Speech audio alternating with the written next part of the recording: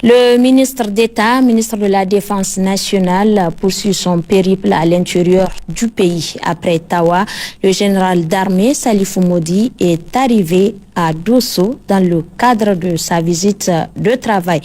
Le ministre d'État, ministre de la Défense nationale, a visité les services relevant de son département ministériel dans la zone de défense numéro 7. Ali Hashimou et Harissou Garba.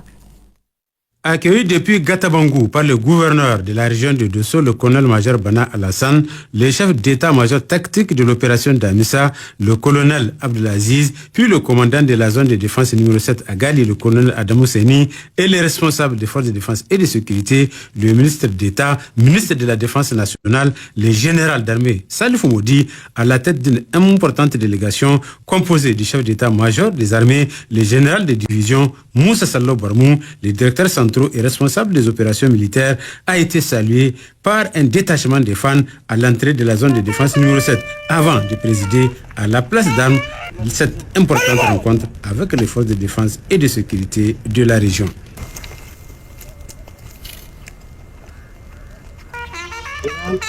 Forces de défense et de sécurité de la garnison de Dosso rassemblée, 308 sur le rang. Allez voir, général! S'adressant justement aux forces de défense et de sécurité de la région de Dosso, le ministre d'État, ministre de la Défense nationale, s'est d'abord acquitté d'un honorable devoir, celui de transmettre les plus vives et sincères salutations de plus haute autorité de la refondation, des membres du CNSP et du gouvernement avant de décliner le but visé à travers ces déplacements de Dosso. Après Tawa, notre délégation est aujourd'hui à la zone 7. Notre visite aujourd'hui a pour but, dans un premier temps, de vous transmettre les salutations et les encouragements de son Excellence, le général d'armée Abdourahmane Tchani, président de la République du Niger, chef de l'État et chef suprême des armées. Son Excellence, Monsieur le Président de la République, suit de près, en tant qu'homme de terrain, toutes vos actions. Il est constamment à l'écoute de vos préoccupations et à l'écoute de ce qui se passe sur le terrain. Il nous a chargé donc de vous demander de poursuivre dans la voie de l'engagement pour la défense de notre territoire. Il est important donc que tout le monde comprenne cela, que tout le monde continue à être vigilant, que tout le monde se dise que notre position ici, c'est une position d'avant-garde. Vos unités sont les unités en première ligne.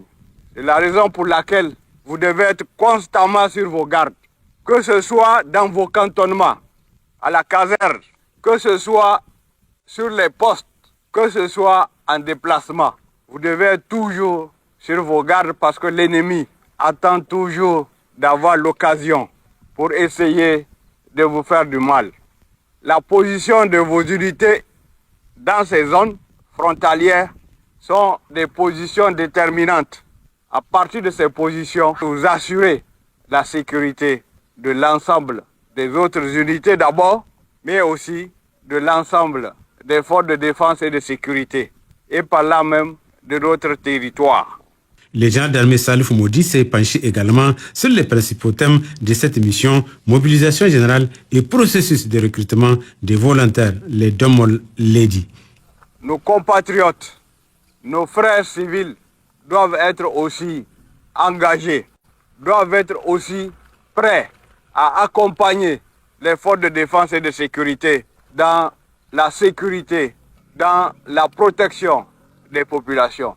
C'est pour cela qu'il a été décidé d'activer la mobilisation générale.